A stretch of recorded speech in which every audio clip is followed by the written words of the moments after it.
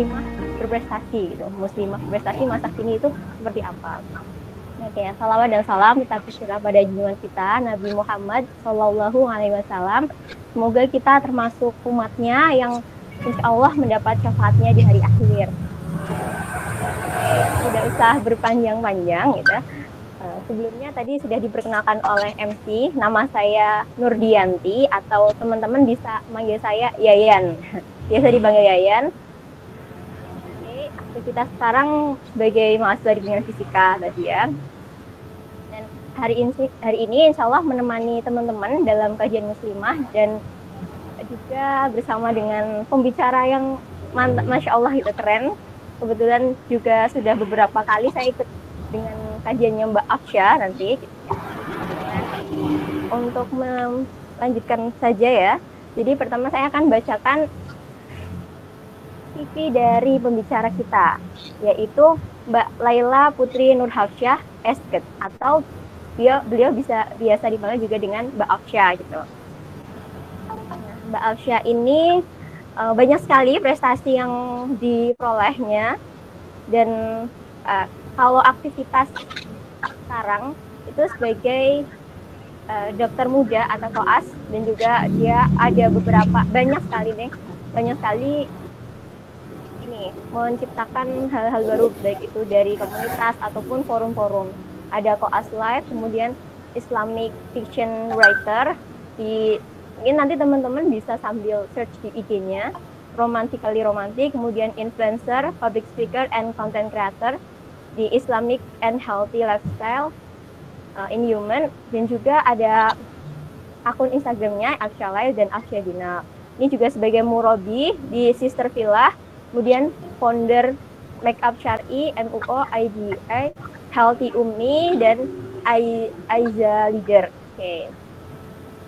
Dan untuk achievement sendiri nih, prestasinya Mbak Afsya tidak kalah banyak, dan insya Allah ini sangat memotivasi kita ya, sebagai muslimah untuk bisa terus semangat mengembangkan dirinya. Ini sebagai Basic International Conference di tingkat internasional, kemudian Baptinusa Award sebagai penerima manfaat beasiswa aktivis Nusantara, kemudian penerima manfaat PPA, second place in K3 Education Video, ini juga tingkat nasional, dan third place in IMSS Education Video. Oke. Organisasi yang pernah diikuti yaitu ada sebagai Kabit Bendum di kami Soyuz, kemudian Sekretaris Jenderal DEM FK UNS, Wakoor Sikut Pendisiplin Osmaru, Bendahara LKMM Wilayah 3. Dan juga untuk training experience juga banyak sekali. Ini ada DPMK kami, DM2 kami, all kind of leadership training as Baptinusa Award, LKMM Wilayah 3 ISMI, dan juga masih banyak lainnya. Itu seperti ada yang ditampilkan di ini juga ya.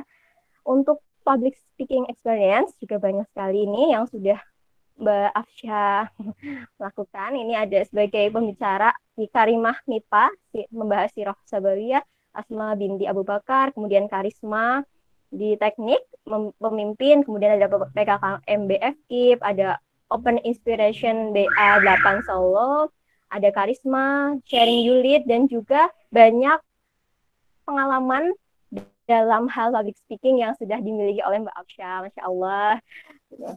Semoga kita bisa terus termotivasi ya teman-teman semua sebagai muslimah untuk memiliki prestasi. Tapi sebelum kita melanjutkan, sebelumnya apa sih gitu? Mungkin teman-teman bisa sambil menyiapkan diri gitu, juga fokus di sini di kajian muslimah ini, agar nanti bisa menyerap materi sebanyak-banyaknya, dikosongkan dulu gelasnya gitu, ibaratnya kosongkan dulu gelasnya. Kemudian nanti kita isi lagi dengan materi tentang kiat-kiat berprestasi ala muslimah masa kini yang akan disampaikan oleh Mbak Afsya. Oke, mungkin tidak bijak jika saya terus berlama-lama. Maka dari itu kita langsung saja undang pembicara kita, yaitu Mbak Afsya Laila Putri Nurhafsyah. Mbak Afsya, silahkan Mbak Afsya. Ya, suara saya terdengar ya? Iya Mbak, terdengar. Ya, alhamdulillah jazakallah khair terhadap Yayan ya udah memperkenalkan, luar biasa sekali ya perkenalannya.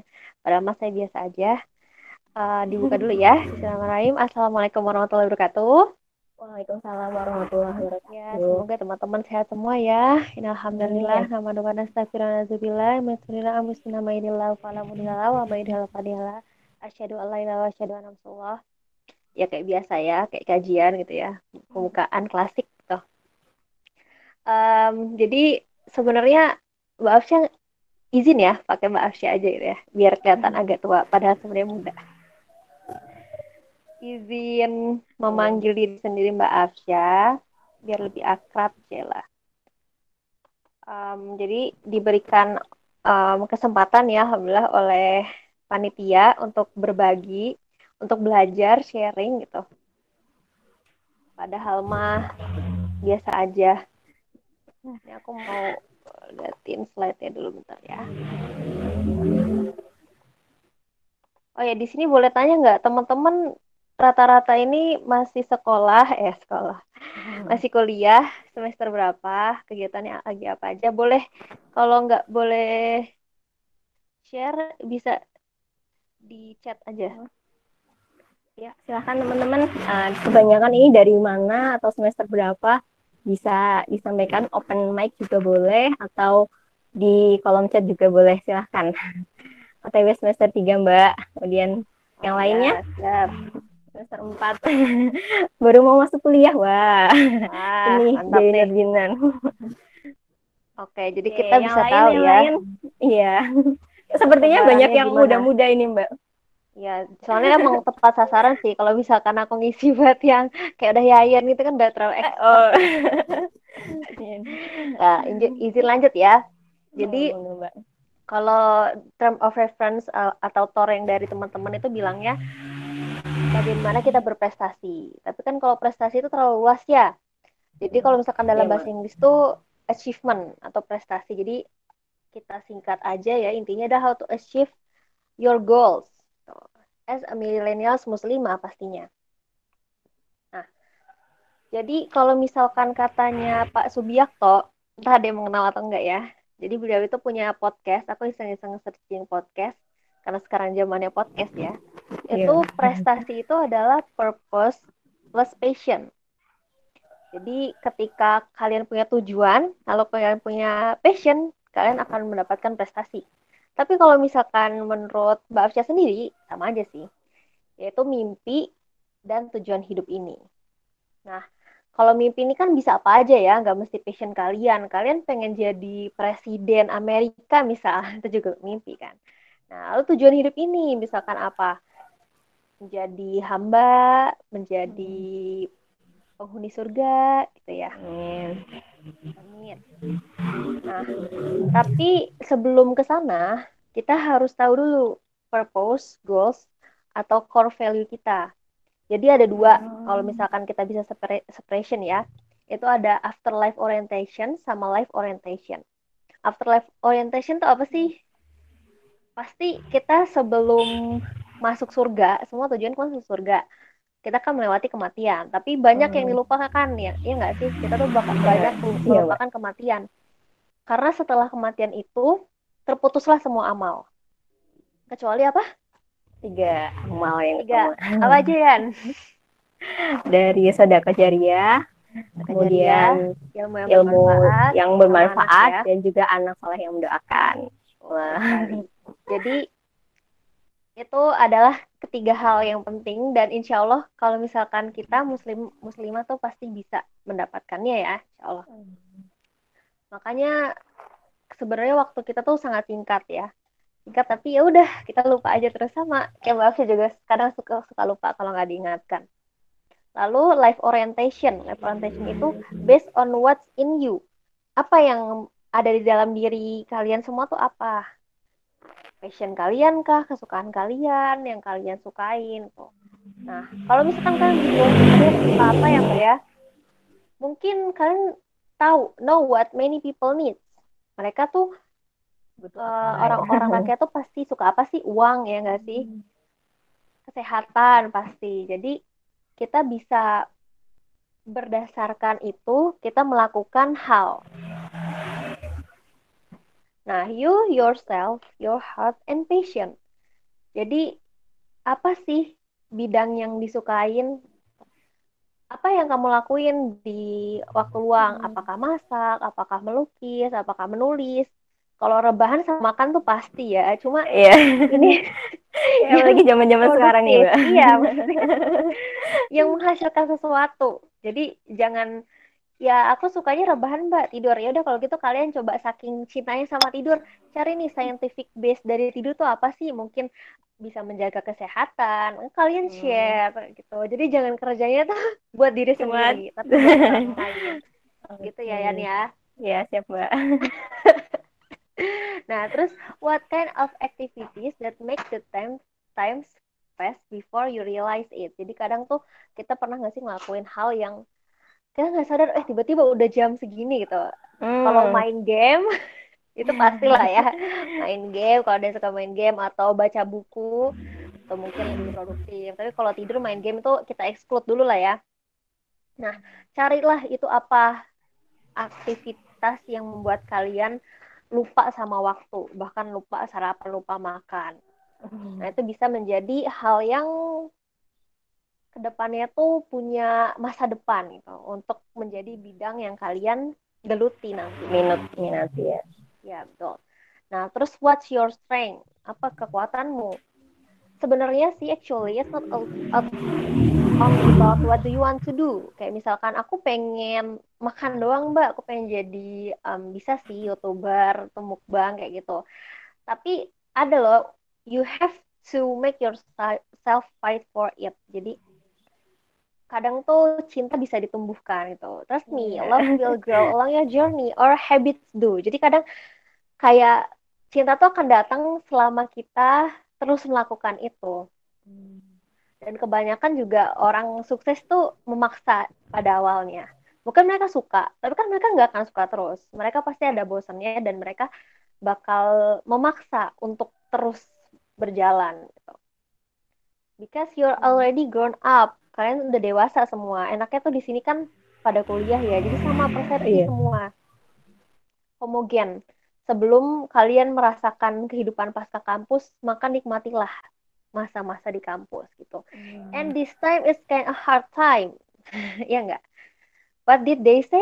Quarter life crisis, Kadang kita tuh punya tempaan ya, pressure dari kalangan gitu. Udah kuliah atau mungkin di sini semester akhir ada juga nggak? Ya tuh semester berapa? Ya. Semester 6 mau 7, Mbak. Nah, itu kan tuh udah mulai bingung nih mau jadi apa orientasinya. ya nanti. Mau usaha sendiri, kerja sama orang tapi kerja nggak tahu di mana. Nah, sebelum sampai tahap situ.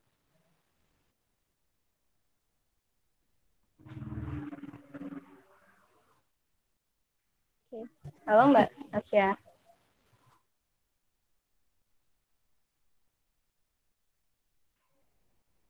Oke, Mbak Asya masih bisa masuk Mbak suaranya?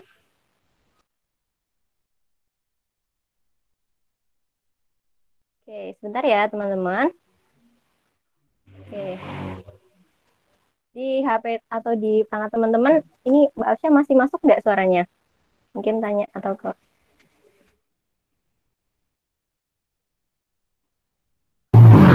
Enggak, Mbak. Suara berhenti. Enggak ada suaranya. Oh iya, oke. Bentar. Bentar ya teman-teman, mungkin sambil di ini konfirmasi ke Mbak Laila, Mbak Afsyanya. Oke, bisa sambil dibaca-baca materinya dulu. Oke. Mbak Afsya.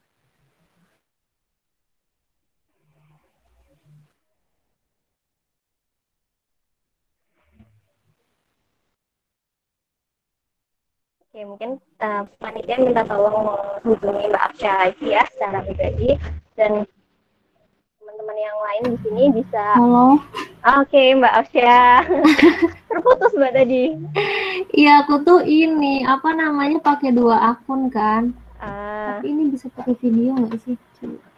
Videonya agak jelek soalnya kalau di Iya, kalau di laptop ya, Mbak. Laptop,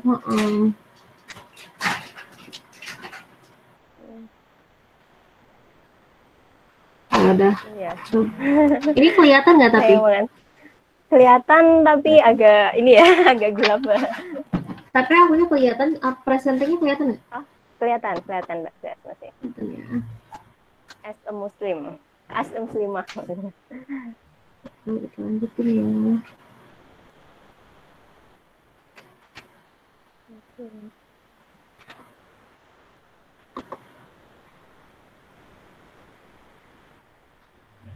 Nah, oke.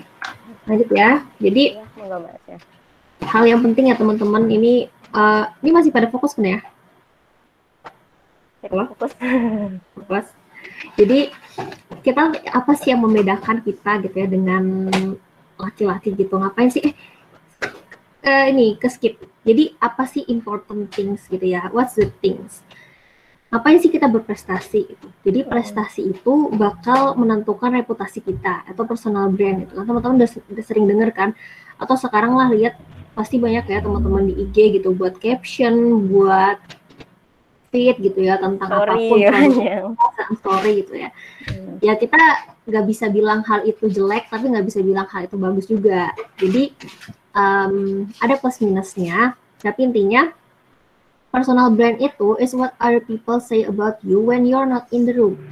Jadi misalkan nih ada yang lagi nggak ada nih di ruang, tapi pada ngomongnya iya yang tuh yang suka ikut lomba gitu. Atau yang tuh yang banyak menerima beasiswa gitu. Jadi itu kita nggak bisa menghandle itu, cuma itu akan tumbuh seiring dengan berjalannya waktu. Orang ya Mbak? Ya, jadi prestasi-prestasi yang kita torehkan. Nah, lalu reputasi ini bakal build legacy. Legacy itu apa sih? Legacy is like what do you give to your next generation. Jadi kayak kaderisasi. Jadi misalkan kalau aku ya mungkin tadi di awal-awal tuh ada di CV ya disebutin juga sama ya. Jadi aku tuh menang lomba video edukasi, video animasi, video animasi. Padahal aku tuh belum pernah bisa operasiin aplikasi video manapun. Desain itu sangat-sangat blank banget. Dulu sempat sih kepengen doang, tapi kan akhirnya masuk ke dokteran tuh, jadi kayak belum sempat belajar. Tapi gara-gara waktu itu kakak tingkat bisa ada menang video edukasi, udah ikut aja, itu gampang kok. Nah itu kayak membuka pintu pertama gitu loh. Kalau misalkan kalian juga pernah baca bukunya Tuhan yang Kak Syaimet apa? Nota konten untuk Tuhan. Jadi kalau ketika kita membuka satu pintu, itu akan membuka pintu lainnya. Sama kayak teman-teman gitu ya. Sudah masuk nih di kajian ini. Lalu ya udah jangan udah kayak gitu aja. Maksudnya kalau kajian tentang produktivitas tuh banyak banget ya teman-teman ya. Kajian tentang produktivitas A, produktivitas B sangat-sangat overwhelmed. Kalian tuh sangat-sangat banyak dan bingung. Tapi tergantung hati kita tuh mau kemana, mau dibawa kemana, apakah kita mau melakukan sesuatu abis ini, akankah ide itu muncul, akankah hidayah itu muncul, tergantung dari kitanya. Nah, yang paling sangat vital ya, peran kita gitu ya, as a muslimah. Apa yang sih Mbak repot-repot ini itu? Ini juga menjadi suatu insekuritas sih buat aku sendiri ya.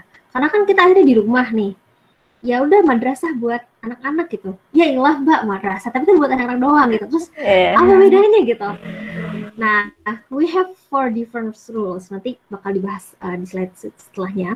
Tapi mungkin ya teman-teman bakal insecure tentang ini karena berpikir ketika kita sudah menikah habislah dunia kita gitu ya. Kita nggak bisa explore ya kan ya. Kita nggak bisa melakukan ini itu gitu.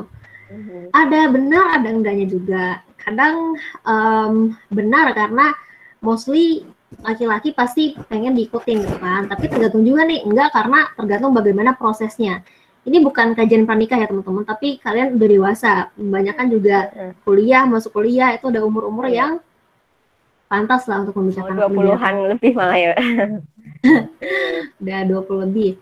Nah, jadi, do you know, men and women are a very different creature. Like what John Gray said in his book called Men Are From Mars and Women Are From Venus. Jadi, kita tuh berbeda dengan laki-laki gitu. Makanya kenapa kita bahas sedikit ya, karena agak menjadi concern juga sih tentang pacaran, tentang hubungan lawan jenis gitu ya. Mungkin teman-teman banyak dibalas story-nya sama DE atau gimana gitu kan kita nggak tahu ya. Cuma ketika kita punya borderline yang jelas, kita tahu kenapa sih nggak boleh gitu. Itu nggak hanya dari ajaran Islam, tapi John Gray pun ngebahas. Intinya sebenarnya dia nggak ngebahas nggak boleh pacaran, bukan, tapi dari baca buku itu aku bisa menyimpulkan bahwa ini suaraku kalau putus-putus bilang ya, nggak putus-putus kan? Enggak, Mbak, masih lancar. Soalnya pakai laptop kadang terus kalau putus-putus. Nah, kalau misalkan di bukunya itu dibahas dia kehidupan rumah tangga. Kenapa langsung kehidupan rumah tangga? Karena kehidupan sebelum rumah tangga itu tidak ada yang permanen. It's all temporary. Jadi mereka bakal nge-show bagus-bagusnya aja gitu. Unconsciously, secara tidak sadar. Kita pun juga kadang kayak gitu kan, bakal nge-show apapun yang bagus. Kita nggak mungkin dong kasih tahu kalau sebenarnya kita tidur seharian atau kita sebenarnya nggak mandi, nggak mungkin kan. Aib sendiri lah buat diri sendiri ya, Mbak. Buat diri sendiri pasti nggak mungkin di-share ke orang pun nggak. Nah, makanya kenapa dibahasnya itu setelah marriage. Karena after marriage, kita dan the boys, the men, it's very different. Jadi misalkan ya, I'm not trying to make afraid of you girls. I mean later on there will be a lot of toleration. Jadi misalkan nih, men tuh will go to their cave when they have a problems. Nah, saat mereka ke gua, jadi tuh mereka tuh kalau menyelesaikan masalah mereka tuh nggak mau nge-share problemsnya. Beda dengan kita ya nggak sih? Kalau kita tuh ada masalah kita punya cerita. Kadang tuh udah cerita aja tuh udah selesai masalahnya. 90% masalah tuh udah selesai dengan cerita. Sedangkan mereka tuh nggak mau, entah egonya mereka, entah dari susunan anatomisnya juga, mereka itu berpikir tuh linear dan mereka bakal orientasinya tuh solusi. Mereka berdiam diri.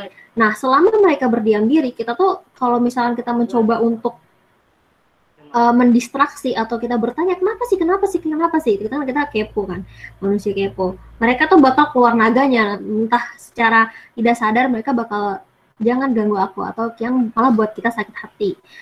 Nah, contoh ini ada di kisah sahabiah banyak ya. Contohnya apa? Khadijah. Waktu itu Khadijah radhiyallahu anha itu ketika Nabi Muhammad mendapatkan wahyu, ketakutan sangat. Ketika ditanya kenapa nggak dijawab, ya udah Bunda Khadijah menyelimutinya saja dan paham. Nah, kita tuh harus paham hal-hal seperti itu setelah pernikahan dan kita memang berbeda. Lalu yang kedua itu juga contohnya ketika Siti Hajar itu waktu itu ditinggalkan oleh Nabi Ibrahim, waktu padahal tuh nggak ada air gitu kan, terus ditanya kenapa nggak dijawab, tapi ketika pakai yes or no question gitu kan, apakah ini disuruh oleh Allah? Ya, baru dijawabnya iya. Jadi memang kita seperti itu gitu, unik, iya memang unik. Makanya kenapa loh Mbak panjang banget ini, maksudnya apa sih? Intinya adalah ketika kita tidak punya passion, ketika kita tidak punya hal pelampiasan produktivitas lainnya, ketika kita tidak bisa bermanfaat yang lainnya, kita tuh akan stuck di situ aja. Kita akan stuck pada masalah, waduh, suami aku nih nanti gimana, dia nggak mau ngomong sama aku. Padahal ya kalian kan bakal menghabiskan hidup kalian berdua doang kan. Selama misalkan ya, anggap aja menikah umur 25 dan kita sampai 60 tahun. 60 kurang 25 sisanya 35 tahun. Berarti kita lebih lama hidup dengan suami kita daripada dengan keluarga kita bahkan gitu, dan sebelumnya kita belum tahu dia kayak gimana. Jadi itu adalah hal-hal yang bakal dibahas nanti lagi, tapi intinya adalah ini. Jadi kita punya 4 different rules, yaitu worship of Allah atau hamba Allah, as a wife, ini tahap ya, jadi aku nomorin karena ada tahapnya, as a mom tahap ketiga, lalu as a professional tahap 4. Kenapa kita punya 4 different roles? Semuanya juga punya, laki-laki juga seperti ini. Tapi yang membedakan kita dengan laki-laki adalah kita itu sampai 3 aja, itu kita udah bisa masuk surga tanpa tahap keempat. Jadi ingatkan ya, kalau misalkan kita taat sama suami kita akan mendapatkan surga dari manapun yang kita inginkan. But remember, mostly the population in the hell are women. Ya enggak?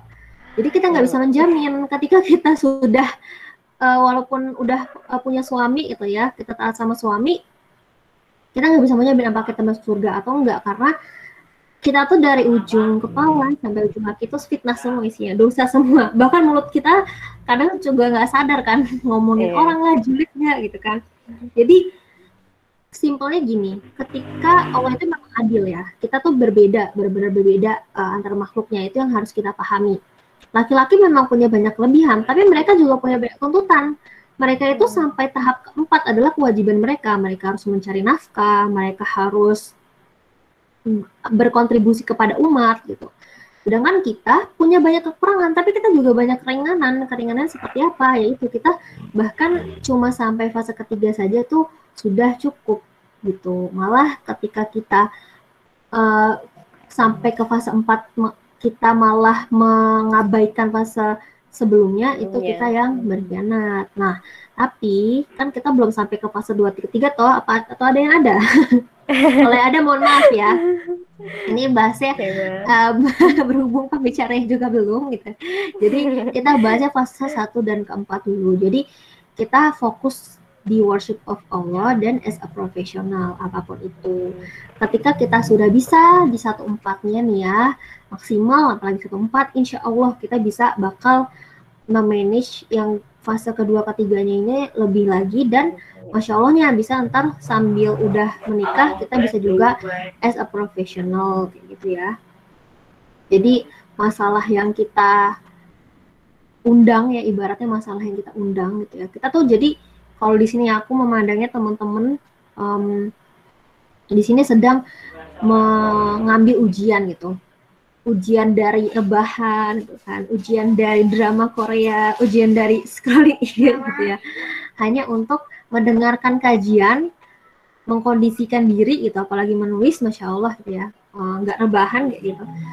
Karena kalau misalkan kita ya nggak mencoba menguji diri, kita tuh akan diberikan ujian sama Allah gitu ya. Kalau Babsya tuh sering banget menyadari seperti itu. Jadi kalau melihat gitu ya teman-teman yang lain kok kayaknya ada aja ujian mereka gitu ya. Bukannya merendahkan, tapi kayak mereka kenapa sih gitu? Oh ternyata mungkin mereka kurang mengambil ujian-ujian nih, kayak kurang menantang diri, kurang men-challenge gitu. Karena kita hidup, yang membedakan kita dengan orang mati itu kan adalah ujian kan. Jadi ketika kita tidak memiliki ujian, ketika kita tidak menantang diri, ya Allah akan menguji. Tanda sayang dari Allah atau memang untuk meningkatkan iman juga dan untuk menghapus dosa kita juga yang selalu pasti ya banyak. Nah, jadi ini ya mau nanya apa gimana ya? Oke. Langsung lanjut aja ngomong. Tapi cuma ini Mbak, yang bagian aku nyiapinnya sebenarnya udah berkabung gitu, bersambung berkabung kan jadinya. Bersambung. Jadi ini adalah prestasi menurut Islam ya, karena aku bingung gitu ya nyambunginnya di mana, tapi karena core-nya Islam itu adalah ilmu ya. Jadi dari Islam point of view itu tuh kita ilmu. Prestasi bakal ada ketika kita mempunyai ilmu yang banyak. Ilmu. Kalau misalkan di bukunya Yusuf Qaradawi gitu ya tentang fikih prioritas, itu ada salah satunya ilmu atas amal. Kenapa ilmu atas amal? Karena ketika kita melakukan sesuatu ya, contohnya misal, ya lagi ngerjain skripsi nggak sih sekarang? Belum sih, belum ya? Belum. Masih ada tugas akhir lainnya juga. Oh gitu, ya udah sibuk ya. Ya misalkan skripsi atau mengerjakan ujian yang lain kayak gitu ya. Ketika kalian tidak tahu apa maksudnya ini untuk apa sih sebenarnya ujian, kalian akan cepat bosan gitu. Tapi ketika kalian tahu, oh ini untuk membanggakan orang tua, oh ini untuk supaya lulus, bisa dapat kerja, bisa melakukan hal yang lain, kalian akan terus melakukannya. Jadi everlast atau abadi ya istilahnya, komah gitu.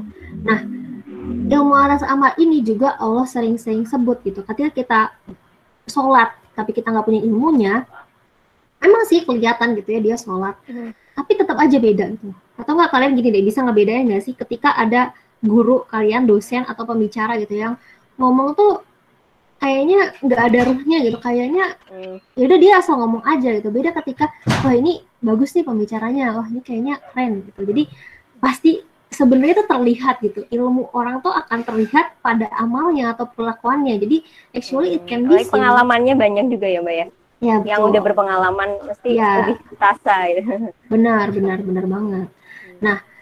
Nah ini semuanya ya, tiga poin ini memang Islamic base. Jadi kita pertama harus mengimani dulu bahwa Allah itu memang memberikan sesuatu ini pasti benar adanya gitu. Jadi kita percaya itu dulu.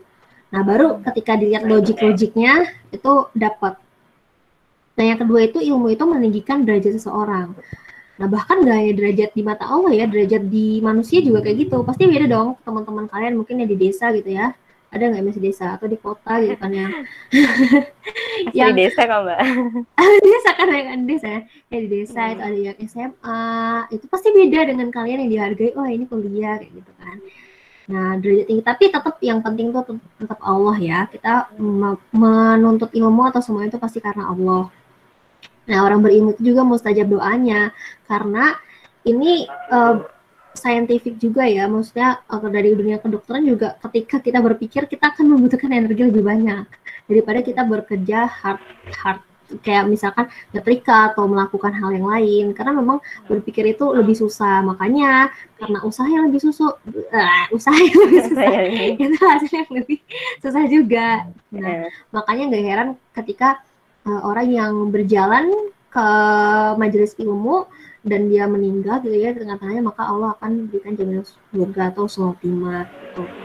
Kecepatan gak sih aku ngomong? Enggak kok Mbak, insya Allah ya, aku cepetan. Mudah ditangkap. Makanya dia ribet-ribet. Nah, terus caranya gimana sih kita ya, kalau tadi di term of reference-nya, mulai dari mana sih Mbak gitu? Where to start? Actually, hey, you are already start it dengan kalian menyimak sampai detik ini gitu ya. Nggak semua orang masih fokus juga ya, masih fokus ya, masih energinya masih ada gitu. Ada yang puasa juga nggak di sini? Ada yang puasa, insya Allah ya. Jadi kalian sebenarnya sudah memulainya, tinggal bagaimana kita mengistiqomahkannya dan berpikir langkah-langkah selanjutnya. Apa itu langkah-langkah selanjutnya? Ini dari aku sendiri ya. Jadi pertama itu intention. Jadi Islamic based intention. Ini klasik banget. Klasik atau udah basi itu loh Mbak. Tapi kita ingat, tapi kita juga sering lupa. Sama, aku juga sering lupa. Jadi Allah itu memang tahu gitu loh, tipikal hambanya yang lupa. Dan percaya atau enggak teman-teman, yang menjadikan, sebenarnya Mbak Fi juga nggak luar biasa banget ya, biasa aja gitu. Tapi yang menjadikan Mbak Fi sekarang dan dia bisa berbicara gitu ya, berbicara depan teman-teman, itu juga karena Allah, semuanya karena Allah. Dulu kalau misalkan nggak ketemu hidayah, nggak akan pantas gitu berbicara di sini. Nah, yang kedua itu make your goals. Jadi kalau kalian bingung mau goals apa, takut ketinggian, ya udah start from Islamic points of view. Misalkan apa? Misalkan jadi hafizoh. Gak ada yang nggak mungkin lah ya. Misalkan tahajud tiap hari, ya. Nah baru dari situ kita lihatlah apa yang kita inginkan. Misalkan pengen jadi dokter, tadi yang masuk kuliah ya. Atau pengen jadi penulis, pengen jadi pengajar, pengen jadi apapun itu. Write everything. Jadi di sini kenapa aku bilang write, karena satu-satunya hal sederhana yang membuat mimpi kita menjadi kenyataan adalah dengan menuliskannya. Iya nggak sih? Benar kita banget, menuliskan, nyata kan? Nah, menjadikan kenyataan. Jadi kalau nggak ditulis nggak akan nyata. Lalu yang ketiga lupa adalah hilang duluan. Betul. Nah, yang ketiga adalah condition environment. Jadi you have to choose your vibes. Ini maksudnya lingkungan kita ya. Nah teman-teman udah bener nih yang bisa dapat link ini gitu ya, yang tergerak untuk mengklik di antara banyak kajian lainnya atau teman-teman yang lain gitu. Jadi kita tuh bukannya pilih-pilih teman, tapi kita juga harus tahu kita ini cocok nggak sih sama dia. Jadi nggak serta-merta ya kita punya teman deket nih, tapi dia tuh sebenarnya cuma bisa diajak belajar doang. Kalau untuk belajar agama dia nggak bisa. Ya udah cari temen yang lain yang bisa diajak untuk belajar agama. Temen yang bisa diajak untuk bergerak. Jadi kita pilih-pilih teman, kita menyesuaikan. Kita yang harus menjemput bola lah ibaratnya. Nah, setelah kita mendapatkan environment itu akan yang membantu kita untuk istiqomah gitu. Gue pengen jadi hafizul nih, yuk mau nggak gitu. Nah, dia tuh bakal ngingetin kita, ayo, atau enggak kita cari lingkungan. Jadi, kalau tadi ya di CV aku tuh ada buat macam-macam karena juga namanya lagi Eva gitu ya. Tiba-tiba buat story gitu ya tentang Al-Quran, ada aja yang ngechat gitu ya. Ada nggak sih orang di sini? Ada yang ngechat gitu. Ayo Mbak kita buat grup yang isinya itu ngafalin gitu. Ya udah, nggak usah. Namanya sekarang kita juga millennials gitu ya. Millennials disruption, nggak harus kita ikut satu hal, kita buat aja komunitas gitu. Karena semuanya community based emang. Jadi kayak ajak aja orang siapa yang mau, ya udah kita berkumpul, kita punya tujuan yang sama, kita bisa tuh saling mengingatkan, ayo murojaah, ayo tilawah, kayak gitu. Nah, yang keempat adalah baby steps. Ini sama kayak bukunya Atomic Habits. Ketika kita melakukan sedikit demi sedikit gitu ya, itu bakal berpengaruh. Kayak misalkan gitu ya, aku juga nggak sadar setiap kadang tuh sebelum jadi pembicara gitu, mungkin teman-teman ada yang jadi pembicara. Karena dulu aku ingat banget waktu sebelum masuk kuliah aku pengen deh, walaupun susah emang perjuangan ya, karena kita harus punya bargaining position dan kita harus berbeda dari orang lain, kita harus nggak tahu malu, kita harus bisa cuap-cuap gitu ya. Nah, baby steps itu nggak kerasa, misalkan membina gitu kan tiap pekan gitu. Jadi kan ada kalau di UNS dulu namanya AI, sekarang nggak tahu lah ya, mentoring gitu. Seminggu sekali gitu kan, lama-lama berlatihlah kita public speaking atau nggak menulis sepekan sekali gitu. Jadi it sounds silly but it is important karena kita punya kesibukan yang banyak. Baby step itu sangat diperlukan.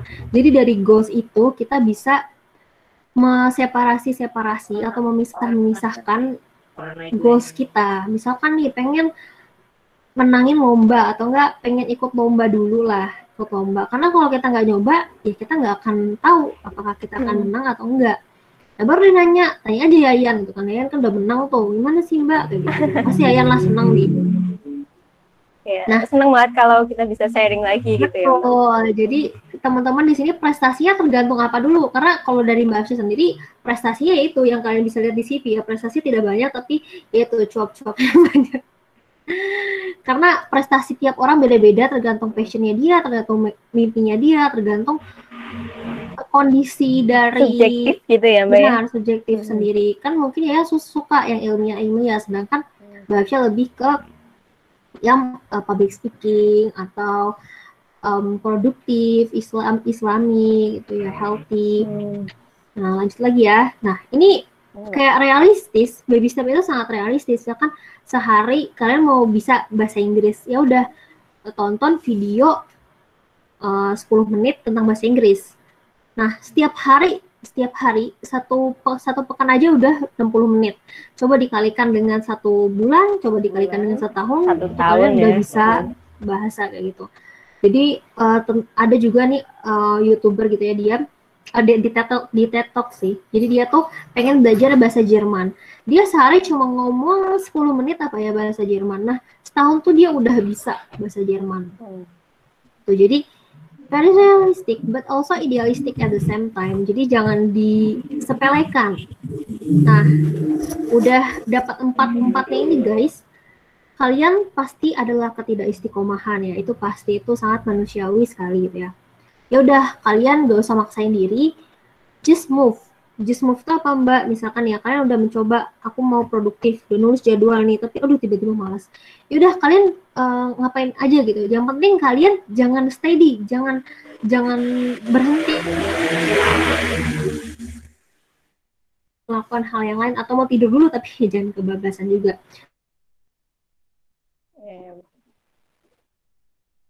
Ini Mbak Afsya buat tahu gimana bisa jadi istiqomah, misal bakal hubungin Mbak Yayan biar bisa ikut lomba. Jadi kita harus tetap bergerak. Karena apa? Ini kalau dalam Islam maupun dalam kedokteran, dalam fisiologis tubuh, kita bergerak, kita itu akan memompa jantung kita lebih lagi, dan aliran darah itu akan bergerak terus-menerus. Kalian tahu banyak penyakit timbul karena mereka tuh jarang bergerak. Banyak tumpukan-tumpukan lemak di darah, jadinya bisa stroke, jadi bisa obesitas, jadi bisa gula darah tinggi, sakit dan nggak produktif, dan mereka menderita sendiri. Sama setan pun juga kayak gitu. Kenapa kita bisa males? Karena setan itu dia tinggal di pembuluh darah, tinggal ya ibaratnya gitu ya. Mereka itu ada di pembuluh darah kita, dan ketika kita makin diam ya dia bakal menggoda kita terus. Nah, kalian tuh ada tahu ya, mungkin ada 5 second rules dari Mel Robbins. Jadi kalau kita males nih tiba-tiba, misalkan mau bangun tidur tuh susah, kita hitung aja 1 sampai 5 terus kita bangun gitu. Jadi kita itu ibarat kereta itu mau jalan lama kan awal-awalnya, tuh hukum inersia kalau dari fisika, soalnya lama ketika jalan udah kan dari itu langsung cepat jalannya, jadi nggak usah khawatir. Nah, yang terakhir itu correlate sama yang intention, yaitu know yourself. Jadi seiring berjalannya waktu ya, seiring umur bertambah, kita tuh bakal tahu kita tuh kapan sih the best time to think, to learn, to doing something productive, your truly passion. Kita tuh sebenarnya orangnya tuh auditory atau kinestetik, atau kita visual, atau kita extrovert, introvert. Jadi kita bisa lebih apa? Fungsi kita tahu diri sendiri itu adalah kita bisa tahu belajar kita tuh dari mana, dan kita bisa tahu kita produktif di mana. Misalkan nih, emang sih sekarang lagi di rumah aja dan WFH gitu kan. Cuma memang ada temen aku yang dia tuh produktif di luar, dan dia tuh penting mendesak ya. Jadi kan ada 4 ya, kalau kalian punya tahu ada chart prioritas gitu ya tentang produktivitas, yaitu penting mendesak, penting tidak mendesak tidak penting, tidak tapi mendesak ya, nggak mendesak tidak penting ya, tadi udah ya, penting tidak mendesak sama tidak penting sama tidak mendesak. Nah, ketika dia memang sudah penting dan mendesak, dia harus keluar, dan dia memang bisa produktifnya di luar. Nah, kalian bisa terapin itu. Atau kalian orangnya visual, ya udah kalian harus baca, berarti harus ngeliat atau ngeliat video atau baca gitu. Kalau aku sendiri orangnya auditori, berarti aku lebih senangnya denger. Kalau misalkan susah belajar nih, ya udah coba cari video yang bisa membuat aku tuh mendengar sesuatu. Nah, know yourself mungkin susah perjalanannya. Cara yang paling gampang kita juga know your gut, know your creature. Caranya gimana? Kok creature sih? Know your gut lah pokoknya. Jadi caranya adalah kita itu selalu membaca kalamnya gitu. Kita telusurilah maksud hidup ini tuh apa gitu. Kita tuh walaupun nggak tahu artinya ya, misalkan kalian mager gitu baca artinya, kita tuh baca aja atau mendengarkan aja tuh udah cukup gitu. Karena memang Masya Allah Quran itu tuh mukjizat yang paling luar biasa yang pernah diturunkan di bumi ini. Makanya ketika kita dekat, insya Allah semua prestasi ataupun yang kalian inginkan itu pasti akan tercapai. Ya. Nah, ya udah sampai akhir ya, alhamdulillah, lambat ya aku cukup. Jadi terakhir adalah deal with the failure. Kegagalan ya, kegagalan itu sebuah keniscayaan. Entah kegagalan, entah suatu stagnansi, atau kayak misalkan kalian udah pengen buat project tapi nggak berjalan gitu ya, itu sama juga kayak kegagalan ya, atau kekecewaan, atau apapun, kesakit hati apapun itu ya, itu muncul, tapi setelah itu kita tuh akan mendatangkan sebuah kedewasaan, akan mendatangkan suatu pelajaran yang sebenarnya itu lebih besar nilainya daripada kita tuh mendapatkan suatu penghargaan, disadarin atau enggak ya, walaupun kita harapannya yang nggak mau failure, tapi ketika kita mau mencoba sesuatu, pilihannya ada 2. Kalau nggak menang, ya kalah. Kalau kita nggak melakukan, ya kita nggak akan tahu. Nah, ini tuh emang kalian harus siap sih. Tapi lama-kelamaan walaupun itu sakit, time will heals all wounds gitu.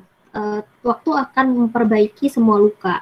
Jadi tenang aja, ketika emang kita udah niatnya karena Allah, kita itu menjadi hamba, kita ingin memaksimalkan nih selagi kita belum merit gitu ya, di fase 1 sama 4 kita, selagi bisa, insya Allah Allah tuh bakal membuat hati kita tuh ibarat baja gitu ya, ibarat yang walaupun gagal berkali-kali Tangguh, tetap aja kuat. tangguh, kuat gitu. Karena ya kegagalan itu kalau kata Liliana adalah awal dari keberhasilan. Nah, to wrap it up atau kesimpulannya, harusnya di akhir ya, tapi nggak apa ya, kesimpulan aja. Jadi prestasi itu teman-teman ibarat bukti, apakah kita sudah cukup untuk menjadi manusia bermanfaat, atau malah hamba yang berkhianat? Apa kita terlalu takut untuk memulai, padahal tidak ada dosa dan nilai jelek di dalamnya? Tidaklah kita merugi. Waktu, uang, pikiran, dan hati yang berkorban itu ibarat investasi yang ditanam sekarang, lalu kita akan nikmati buahnya nanti. Sekian dari Mbak Afsya, dikembalikan ke moderator. Wah, Masya Allah Mbak Afsya, terima kasih materi yang luar biasa sekali ya. Dan sebenarnya bahasa, tampilannya, penyampaiannya itu benar-benar mencerminkan milenial atau anak-anak zaman sekarang nih Mbak. Mosok. Mantap. Insya Allah biar tetap pada semangat buat dengerin dan fokus gitu ya. Wah, mantap Mbak. Ini langsung banyak sekali pertanyaan yang masuk. Kita lanjutkan ke sesi tanya jawab pertanyaan ya Mbak ya. Boleh. Oke ya. Ini ada ya, silahkan teman-teman yang ingin bertanya bisa sampaikan di room chat-nya. Dari ada korbannya juga tadi, nama, instansi, dan pertanyaan. Oke, ini boleh langsung saya bacakan pertanyaan yang pertama ya Mbak? Boleh. Jadi kita langsung diskusi aja. Oke, dari Rini Khairotunisa dari UNS. Ini, izin bertanya Mbak, gimana ya caranya istiqomah buat break the bad habit? Makasih banyak. Wah, sepertinya ini juga hampir semua orang atau saya juga biasanya sering merasakan gitu. Kadang kalau kebiasaan ini kita sebenarnya kadang udah punya kesadaran nih Mbak buat ini tuh hal buruk yang pengen kita tinggalin, tapi kok susah gitu. Mungkin Mbak Afsya bisa menjelaskan nih bagaimana Mbak? Monggo. Jadi gini ya teman-teman, ketika kita Masya Allahnya orang beriman gitu ya, dikatakan gitu ya, buku aja baru aku baca, kita itu kalau beriman lalu kita tapi kita munafik, maksudnya tidak melakukan suatu hal keburukan itu ya, kita tuh masih ibarat buah kurma, yaitu dia tidak harum tapi rasanya masih manis. Nah, ketika kita sudah melakukan kebaikan, itu ibarat buah apa yang dibilang ya, buah yang dia tuh harum juga tapi rasanya juga enak gitu. Jadi ketika kita disadarkan melakukan berdosa dan kita masih ada rasa tidak enak, kita harus bersyukur. Setelah bersyukur, lalu kita coba berlatih gitu. Kita pelan-pelan gitu. Memang susah menjauhkan dosa, apalagi dosa yang ibaratnya ini yang paling real ya di kenyataan. Mungkin teman-teman ngerasain juga gitu. Aku ngerasain sebenarnya. Rasa dengan lawan jenis gitu ya, sebuah keniscayaan. Tapi kita tahu bahwa itu tidak produktif. Kita tahu bahwa itu akan merusak hati kita perlahan, kayak ibarat kertas gitu ya, kertas ada titik gitu ya, titik dosa. Nah, kita tuh hati kita kan kayak gitu, semakin banyak dosa, titik, dia bakal menjadi hitam secara kita tidak sadar. Nah, sebisa mungkin kita di-cut, maksudnya disudahi gitu. Jangan sampai bertambah lagi gitu ya, Jangan Mbak, sampai bertambah, walaupun susah rasanya, coba kita alihkan dengan hal kebaikan. Kebaikan bisa ya, mungkin kalau misalkan langsung baca Quran itu sulit. Pertama coba kita deketin teman kita dulu, kita minta nasihat yang kira-kira dia ini nggak akan menjudge kita gitu ya, nggak akan membuat kita tuh jatuh gitu. Pertama biasanya gitu kan, kalau wanita tuh ke teman dulu gitu kan. Misalkan kalau ke mbak-mbak kayaknya ntar bakal diceramahin deh, kayak aku tahu ketahuan sama cowok gitu kan, aku bakal diceramahin. Coba ke temen dulu, gimana ya menurut lu kalau misalkan gua sama orang ini kayak gimana, boleh nggak sih sebenarnya kayak gitu, sama kayak gitu. Nah yang kedua kita coba dekat gitu. Jadi kadang semua tuh dalam persepsi kita doang ya, ketidakistiqomahan, kemalasan. Kalau kita lihat teman-teman yang lain, kita bisa jadi istiqomah, atau kita baca buku, atau kita lihat YouTube, atau kita memasang target sama diri kita sendiri. Ya udah deh, 5 menit ini aku scroll IG, abis itu kita bakal ngelakuin hal yang lain. Jadi kita pintar-pintarnya bermain sama pikiran kita sendiri.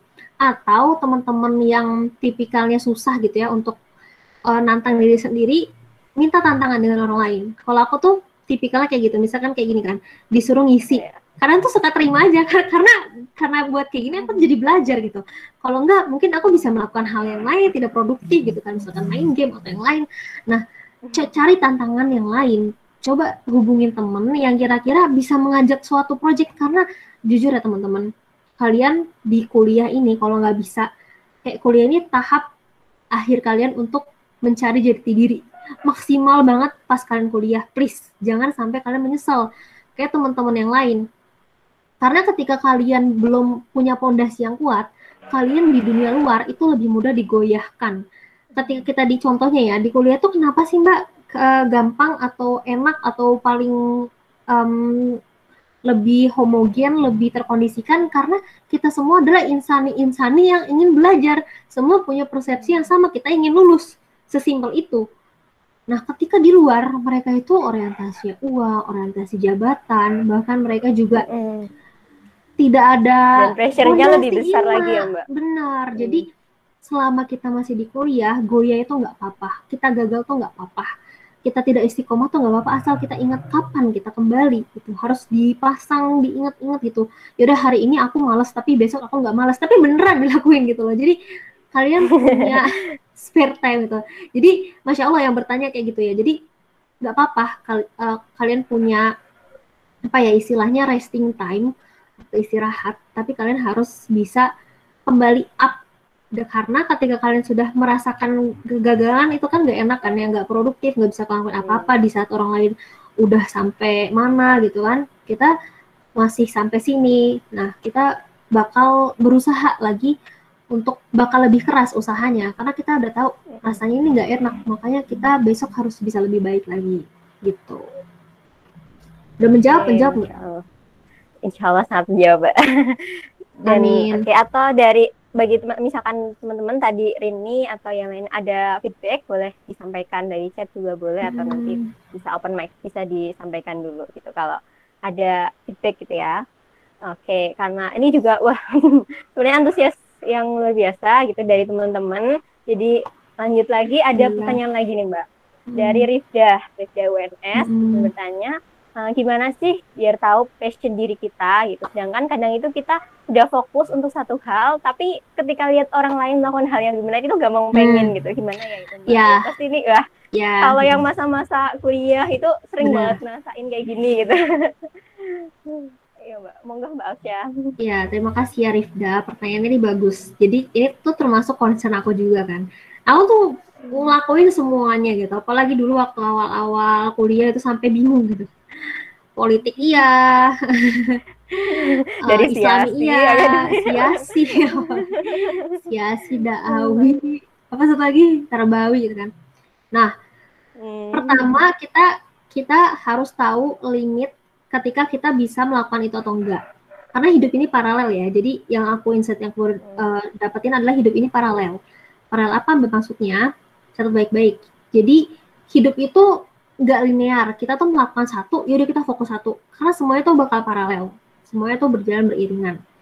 Nah, tapi kita harus tahu batasan diri kita, limitation diri kita. Ketika kita memang udah nggak mampu, sampai ya. Kalau aku tuh limitasi aku adalah aku sampai sakit waktu itu. Jadi melakukan sesuatu udah sampai sakit. Nah itu adalah limitasi. Berarti aku harus istirahat. Nah limitasi teman-teman macam-macam. Ketika teman-teman udah mulai nggak produktif atau nggak bisa mikir terpecah, ya udah berarti teman-teman limitasi di situ. Teman-teman harus fokus satu gitu ya Mbak. Misalkan nilai gitu kan, nilainya udah anjlok, udah di batas ambang batas nih, udah kalau misalkan ini remet sekali lagi nggak lulus, berarti udah di situ teman-teman gitu. Tetapi ketika teman-teman masih punya hati, maksudnya punya hati itu gini, ada tipikal orang yang nggak apa-apa lah aku remet gitu, nggak apa-apa aku nilainya di di borderline, tapi aku bisa melakukan banyak hal saat kuliah. Tapi kan kadang malu ya kalau kita ya, yang lain dapat bagus nih, kita dapatnya jelek gitu kan. Kita punya rasa ingin lebih dari yang lain, berarti caranya teman-teman harus mengurangi waktu sendiri, waktu pribadi. Itu solusinya ya. Kalau misalkan nggak mau mengurangi aktivitas, berarti kurangi waktu pribadi, karena itu nggak bisa berjalan beriringan kayak gitu.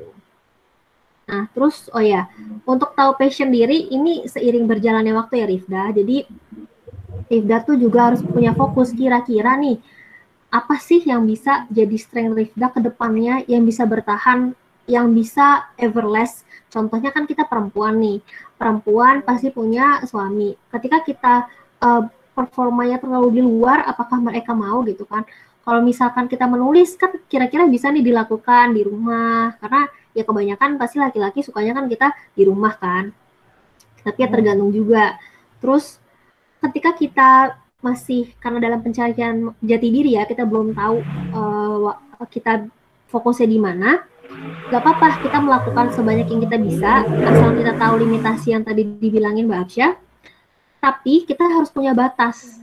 Batasnya entah saat lulus, entah saat semester akhir, kalian harus punya batas itu sendiri. Tetapi ya Rifda, insya Allah ketika kita udah tahu goals kita, ketika kita udah punya purpose-nya, kita mau jadi apa. Jadi tuh nulis goals itu gak hanya aku pengen jadi sarjana ini gitu, enggak. Tapi kalian itu mau berkiprah jadi apa? Jadi influencer, jadi YouTuber, jadi penulis, jadi pembicara, jadi apa? Di bidang apa? Ketika kalian udah melakukan itu, udah tahu purpose-nya paling tinggi, misalkan nih 10 tahun atau 20 tahun lagi ya yang paling nyata gitu kan, itu adalah umur-umur produktif, maka ketika ditarik ke belakang, ketika di umur sekarang, kita lebih enak, kita lebih fokus. Mungkin itu yang dimaksudkan Rifda ya. Rifda khawatir ketika kita malah nggak fokus, kita nggak lebih cepat mendapatkan purpose-nya. Makanya kalau misalkan memang belum mendapatkan, tulis dulu goals-nya, lalu kita fokus, kita kurangin dulu deh hal-hal yang kira-kira nih kurang bisa kita pertahanin. Misalkan ya contoh Mbak Afsya nih, kan Mbak Afsya nih sukanya ngomong lebih ke siasi, politik dan lain-lain ya, tapi kurang suka ilmiah. Sedangkan kalau Yayan tuh sukanya ilmiah, jadi kita fokusin aja.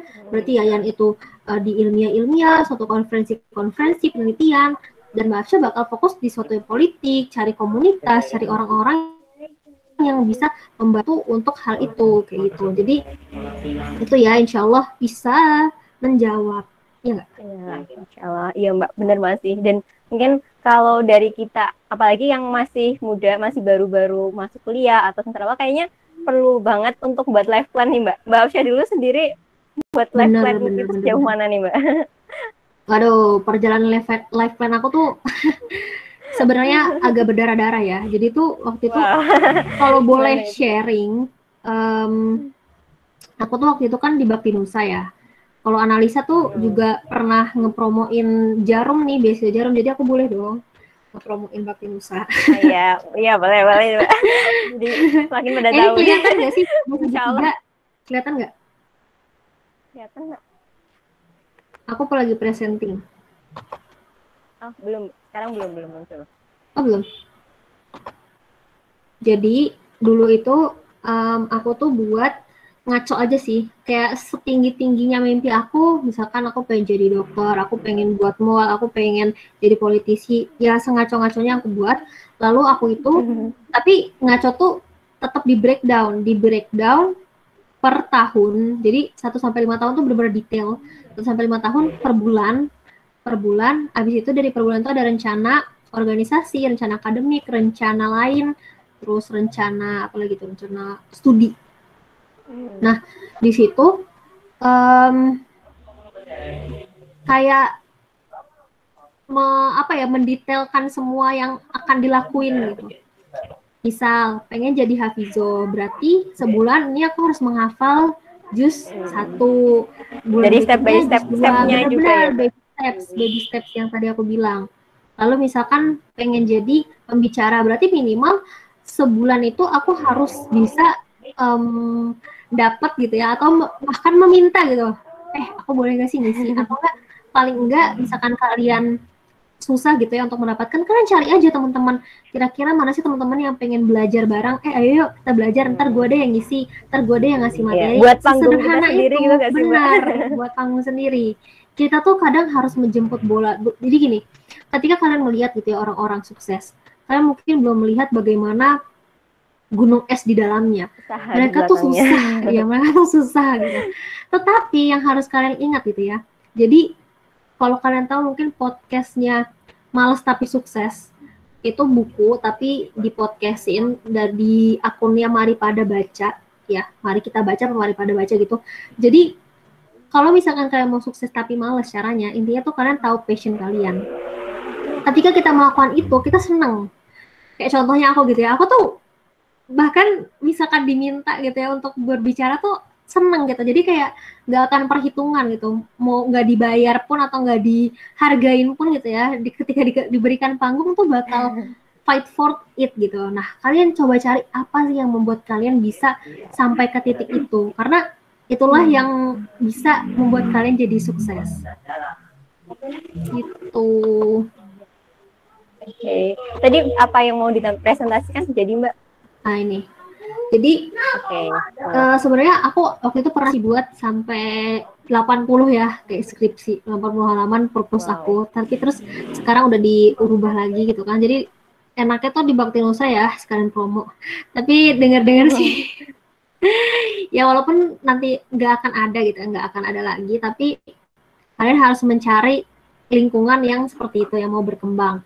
Nah ini tuh ceritanya, aku tuh kan lagi pengen coba personal branding ya, jadi kita sama-sama belajar di sini personal branding, tapi tuh bingung mau dari mana. Lalu adalah temen gitu yang membantu, ya dia coba kamu buat segitiga ini dulu.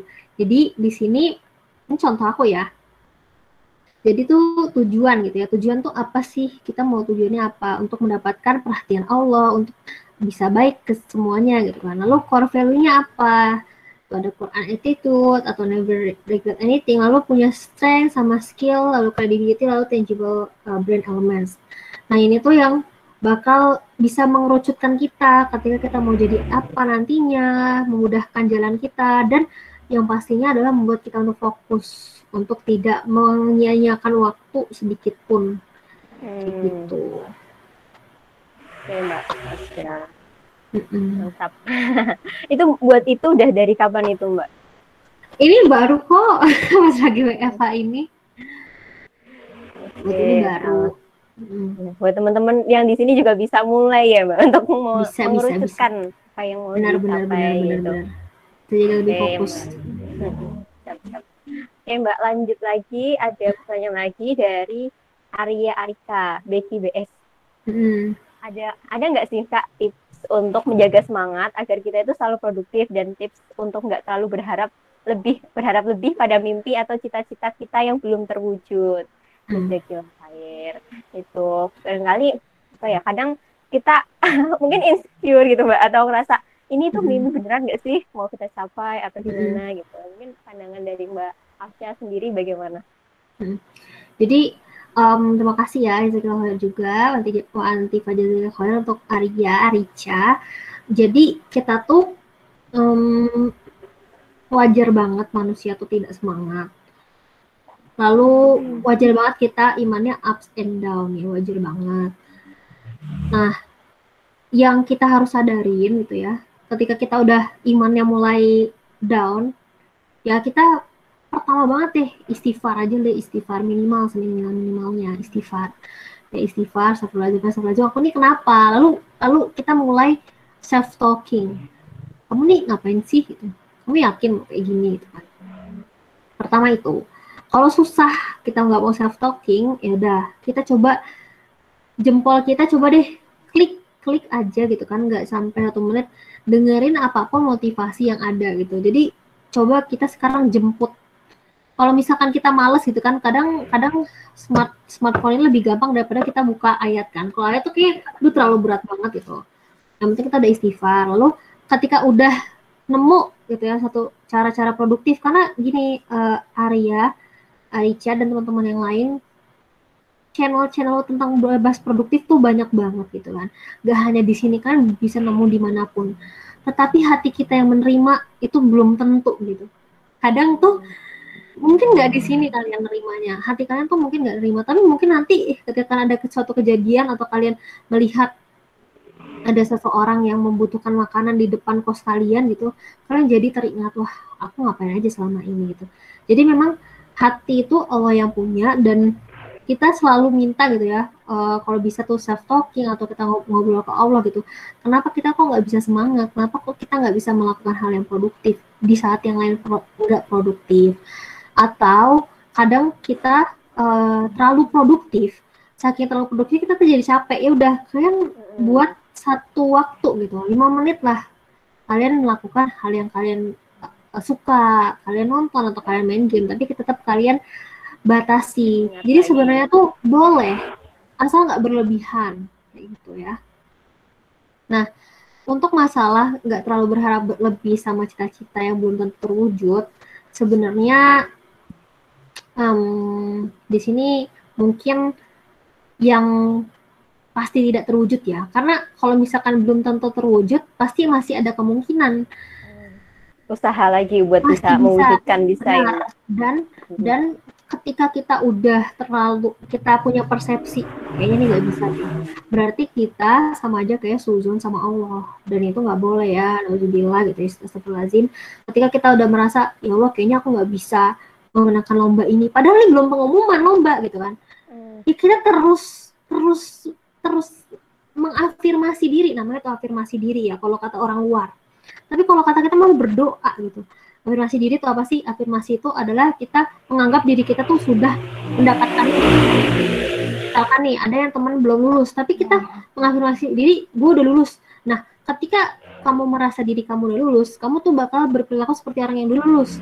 Orang yang udah lulus tuh gimana sih? Bakal mencari kerja, bakal mencoba mengembangkan diri, bakal mencari koneksi, bakal menyelesaikan skripsi. Jadi sama aja kayak gitu. Nah, kalau misalkan kita di Islam kenalnya adalah kita berdoa, kita mempersepsikan semuanya itu akan Allah kabulkan, karena Allah mengikuti prasangka hambanya, karena Allah itu lebih dekat daripada urat nadi, kayak gitu. Ya, Arya Arica. Terus kalau misalkan ini doa juga tadi kan masih nyambung ya, barangkali yang kita impikan atau apa, atau yang kita doakan itu Allah kabulkan dalam wujud yang lain, dalam bentuk yang lain gitu ya Mbak ya. Gak mesti yang sesuai dengan apa yang kita pikirkan saat itu. Nah, terus teman-teman sedikit tambahan gitu ya. Mungkin ya yang kita lakukan saat ini gitu ya, ketidakproduktifan atau kehilafan-hilafan yang kita lakukan, lalu kita coba berubah gitu kan. Berarti kan kita melakukan sesuatu karena Allah ya. Ketika kita meninggalkan sesuatu karena Allah dan melakukan sesuatu karena Allah, maka Allah akan gantikan dengan yang lebih baik. Mungkin awalnya terasa pahit, kita harus produktif, terasa pahit, kita harus berjuang daripada yang lain, terasa pahit semuanya itu. Tapi Allah tuh akan memberikan buah-buah kenikmatan nanti di dalamnya. Kita akan mulai terbiasa, kita akan mulai bisa menyenangi hal yang kita lakukan, yang orang lain tuh mikir, lu ngapain dah capek-capek kayak gitu, lu ngapain sih ikut kajian tuh nggak penting kayak gitu. Tapi kita merasakan kepuasan, dan malah kita terbiasa untuk hal itu adalah suatu, kalau kata anak kedokteran tuh, dopamin gitu. Kita memberikan hormon endorfin atau hormon kesenangan bagi kita, dan itu tuh Masya Allah itu adalah sebuah hal yang harus kita syukurin, karena kita sudah bisa senang terhadap sesuatu yang juga mendatangkan pahala gitu Yan. Oke, Mbak, siap. Teman-teman bisa pahamin ya, maafin aku kecepatan ngomongnya. Enggak Mbak. Insyaallah. Oke, dari teman-teman ada yang mau bertanya lagi? Atau waktunya dari panitia waktunya sudah ini ya, terbatas ya? Udah ya, sampai jam 5 ya? Udah jam 5 lebih, Masya Allah. Allah. Pengasih sebenarnya banyak sekali yang ingin kita diskusikan lagi, tapi keterbatasan waktu juga, dan barangkali lain waktu bisa kita bahas lagi ya Mbak ya. Benar. Gitu. Mungkin kita lanjut ke closing statement dari Mbak Afsyah. Nah, silakan Mbak Afsyah yang mau. Ya, terima kasih ya. Semuanya udah sampai tahap sekarang. Allah yang memilih kita, Allah yang menggerakkan hati-hati kita. Maka tolong ya, abis ini tolong ya, seminimal-minimalnya Mbak pengen kalian semua itu melakukan apapun yang kalian tulis, apapun yang kalian dengar, kalian share ke yang lain, atau kalian tetapkan dalam diri, abis ini aku mau ngelakuin ini, atau kalian mulai concern sama goals kalian mulai mencari orang yang bisa membimbing kalian, jangan biarkan hal ini terputus, jangan biarkan kebaikan ini terputus. Insya Allah 58 orang ini termasuk aku nggak sih, bisa membawa kebaikan yang lain. Agar apa? Ingat ya, kita waktu terbatas di dunia, kita bisa mendapatkan amal jariah, kita bisa mendapatkan ilmu yang bermanfaat itu. Dan insya Allah nanti ketika kita sudah menikah, kita punya anak, kita juga punya pahala dari anak yang soleh, sehingga amal kita walaupun setelah meninggal itu tetap berjalan, tetap mengalir. Itu ya. Siap Mbak Afsyah. Terima kasih Mbak Afsyah sudah berkenan memberikan sharing materi yang luar biasa sekali gitu. Itu juga ya insight, dan apalagi nih Ahad gitu ya, mungkin banyak aktivitas teman-teman yang inginnya santai-santai, tapi teman-teman di sini bisa insya Allah produktif dengan ikut Amin. Oke, terima kasih ya, banyak PPT-nya ntar aku share insya Allah ya ke panitia, nanti mungkin diminta aja ke panitia ya. Oke ya, siap Mbak. Terima kasih banyak Mbak Afsyah. Sama. Ya, selanjutnya terima kasih teman-teman semua yang sudah menyimak tadi. Tadi sampai 82 orang itu, 80 orang, luar biasa sekali antusias dari teman-teman, dan semoga seperti tadi yang disampaikan Mbak Afsyah, jangan sampai suatu kebaikan itu hanya berhenti di kita gitu. Semoga kita bisa share, dan kalau misalkan dari forum ini ada hal-hal yang memicu semangat kita, coba kita lakukan gitu, kita bergerak gitu. Tadi juga dari Mbak Afsyah kan untuk move gitu kan, untuk selalu bergerak agar kita bisa sudah terbiasa gitu, yang ingin untuk mengeksplor gitu. Dan juga bagi teman-teman yang masih mahasiswa atau masih muda, kesempatan yang luar biasa sekali untuk bisa mengeksplor banyak hal gitu. Karena kesempatan mahasiswa itu nggak terulang lagi gitu. Oke, mungkin itu yang bisa saya sampaikan sebagai moderator. Dan kalau boleh share, ini ada sedikit kemarin, kebetulan saya di asrama ada dari mentor saya itu membuat suatu e-book, dan e-book ini gratis bagi teman-teman. Nanti saya share linknya itu di Bitly mumpung masih mahasiswa gitu. Mungkin teman-teman di sini juga ada yang sudah pernah membaca barangkali ya, karena kemarin alhamdulillah e-book itu diberikan secara gratis dan banyak sekali yang antusias gitu. Oke, nanti bisa hubungi panitia untuk untuk minta linknya gitu ya. Oke, atau boleh juga nanti teman-teman bisa saling untuk melanjutkan silaturahminya biar tidak berhenti di sini, bisa kontakkan dengan Mbak Afsyah. Tadi ada Instagramnya Mbak Afsyah. Apa saja Mbak Afsyah tadi? Ada Afsyah lain, Afsyah Dina. Tapi aku lebih aktif di Afsyah lain sih. Oke, ya itu ya teman-teman, bisa di follow, bisa kenal lagi gitu. Kalau yang tadi mungkin ada pertanyaan, ada apa, saya sampaikan. Boleh juga kita buat dengan saya juga gitu, berteman bisa juga nanya aja guys. Yayan 15. Oke, mungkin itu teman-teman dari saya. Apabila banyak kekurangan, banyak kesalahannya, saya mohon maaf. Terima kasih atas kesempatan ini. Sekian, wassalamualaikum warahmatullahi wabarakatuh. Ya, saya kembalikan lagi ke MC pada Mbak Afsyani, silakan. Ya, alhamdulillah kita sudah mendapat banyak ilmu sore ini. Terima kasih kepada Mbak Afsyah dan Mbak Yayan yang sudah membersamai kita sore ini, yang sudah mau berbagi ilmu pada kita semua. Karena waktu sudah sore, mari kita tutup acara kajian pada sore hari ini dengan bacaan hamdalah bersama. Alhamdulillahirrahmanirrahim. Dan juga doa penutup majelis.